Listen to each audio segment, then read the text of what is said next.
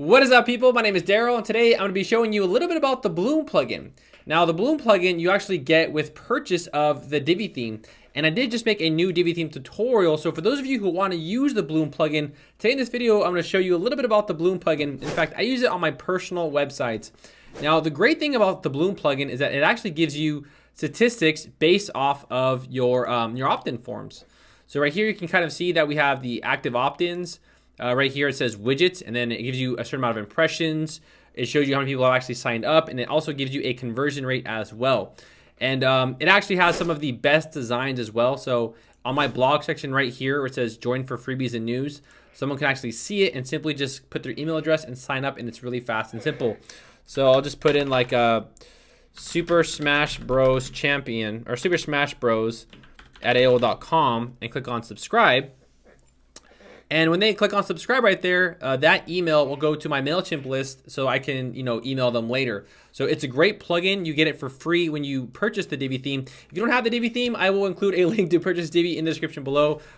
Even the Bloom plugin alone is really good for it. So right here, I'll click on download and just kind of give you an example of how to use this plugin. And I'll show you that I'm using MailChimp, and I'll show you how to use MailChimp with it, etc. So let's go to my demo website right here. That's the Monarch plugin. That's what that was. I was messing around with that earlier. I had another tutorial on that actually. So over here, I have Bloom. So once you upload the Bloom plugin, you'll get this icon right here on the left side that says Bloom, and it says opt-in forms, email count, statistics, and import and export. So right here, I'll click on opt-in forms. So you have this screen right here, and you have different, different features. You have, the settings. You have enable updates. That's where you're going to put in your API key, your opt-in stats. You have your email accounts. You can import and export your Bloom settings for other websites, and then this is the home. So what we first want to do is probably create an opt-in, right? You want to create one. So right here, I'll click on new opt-in, and we have different kinds. So this one right here would be a pop-up. This one right here would fly in on the bottom right of the website. This right here would show below the posts. This right here would show inline. This right here is locked content, meaning if you want someone to keep reading your blog post, they will need to subscribe to the blog post. To the Bloom plugin in order to see the rest of the content. And then right here is widgets. So I'll go ahead and select widget really quickly. So right here, just go ahead and give your thing a name. So I'll put widget right here, widgets. Now right here it says select an email provider. Now the great part about the Bloom plugin is that it supports several type of email marketing companies, but the one that's most popular, the one I use, is probably MailChimp. So MailChimp right here.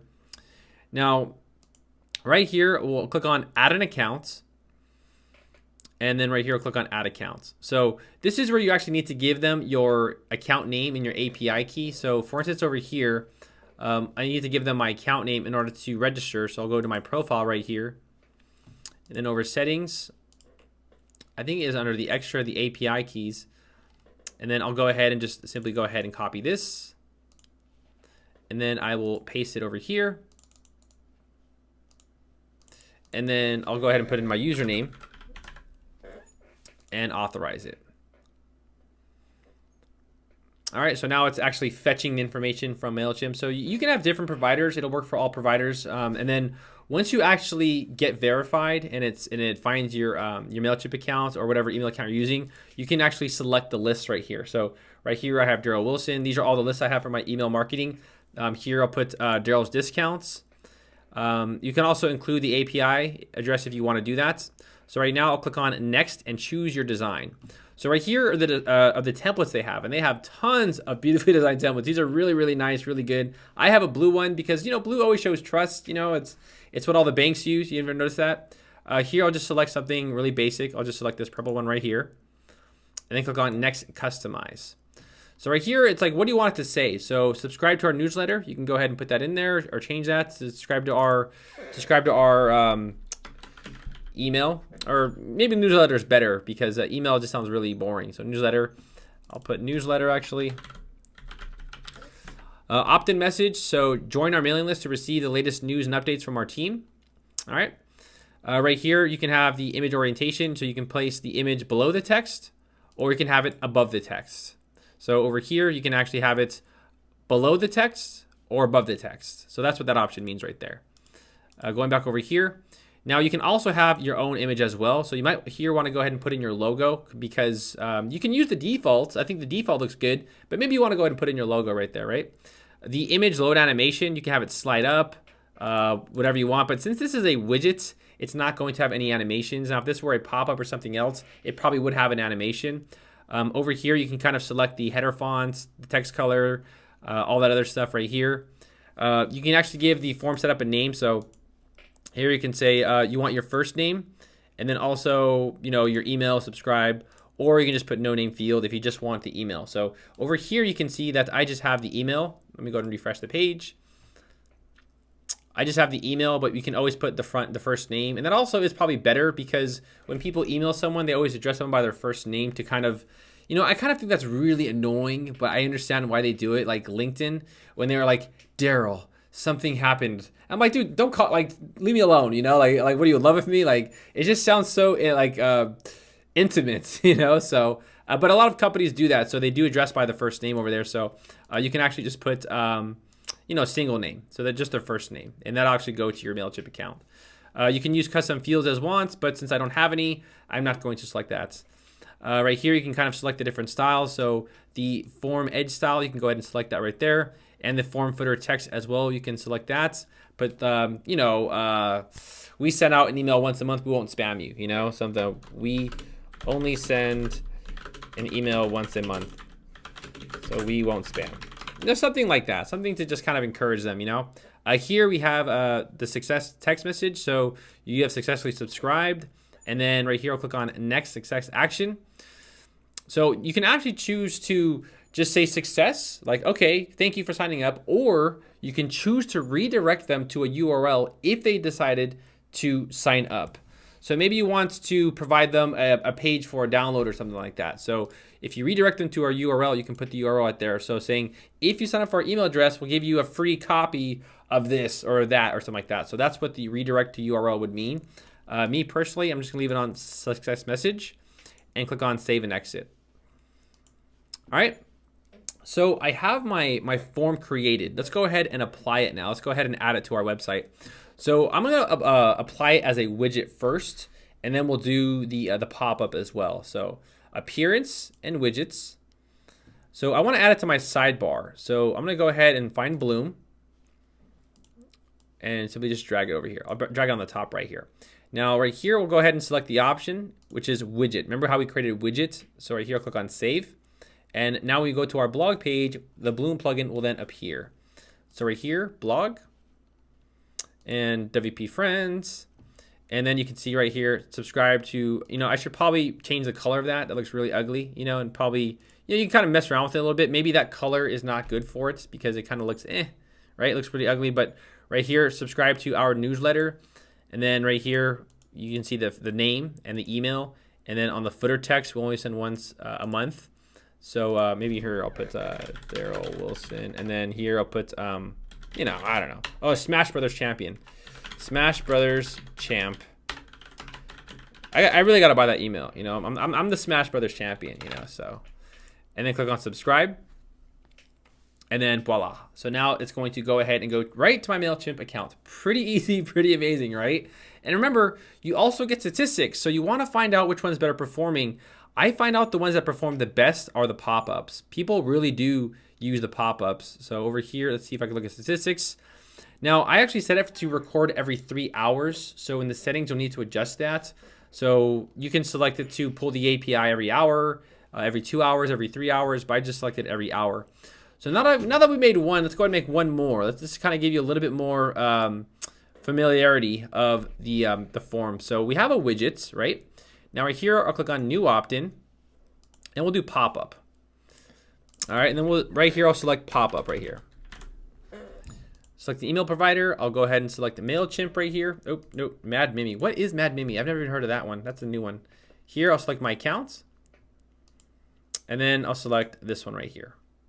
All right, so now I want to go ahead and design it. So maybe right here, I'll select subscribe. This one right here. This one looks really nice. Oh no, newsletter. There we go. This one looks really good right there. We'll select that one. Scrolling down here, I'll click on next and customize. Subscribe to our giveaways. There we go. That's better. Giveaways. Opt-in message. We have this right here, same thing.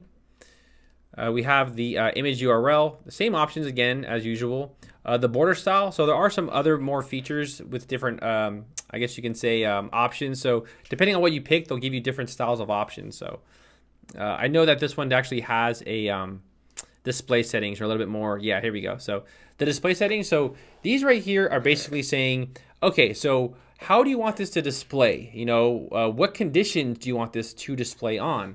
So right here, first we have the animation. So you can have it flip, you can have it bounce, etc. You can go ahead and select whatever option you want to do there. Over here, it says delay. So you put right here, trigger after time delay. So how many seconds do you want this to appear after someone has visited your website?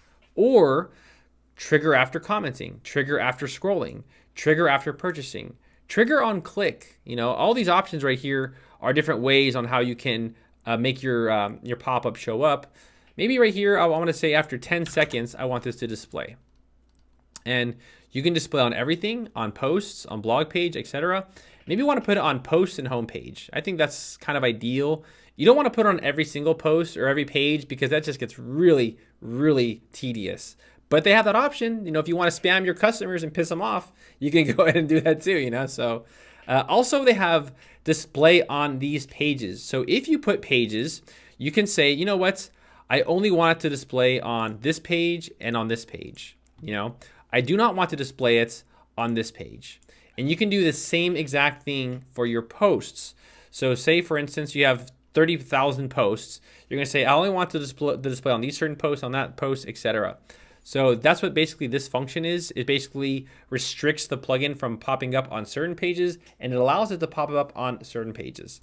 So that is something that you might want to, you know, mess around with, because why would you have it display on your contact page? That makes no sense, right? They're always going to contact you. You don't really need their email because they're going to contact you anyway. So usually I'd probably disable that on contact pages, right?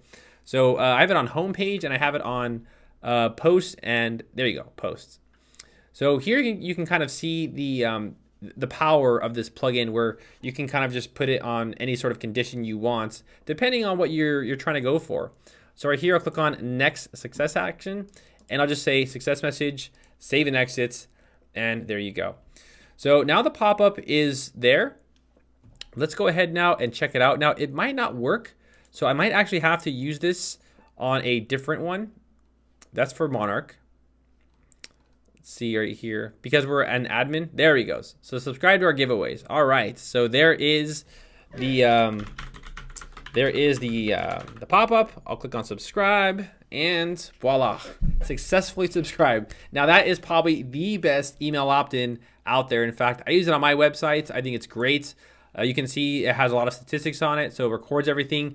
It lets me know which one's converting better. So here you can kind of see that the widgets gets around 8,700 impressions, but it's only converted 41 people. However, the pop-up right there has gotten double the amount of impressions, but it has a way better conversion rate than the blog section right there. So you can kind of understand the difference, and that's why the Bloom plugin is just so good. You know, it's really good. It lets you know how many subscribers you get per week, your conversion rates. It gives you the impressions. It gives you all sorts of really good information. So be sure to check out my newest Divi theme tutorial. I just talked about all of the new features because Divi is always evolving. It's always adding new stuff. So I did basically make a tutorial on that. And for those of you who have purchased Divi, you do get the Bloom and the Monarch plugin included in your purchase. So be sure to use those and take advantage of those because they're really, really good. Okay.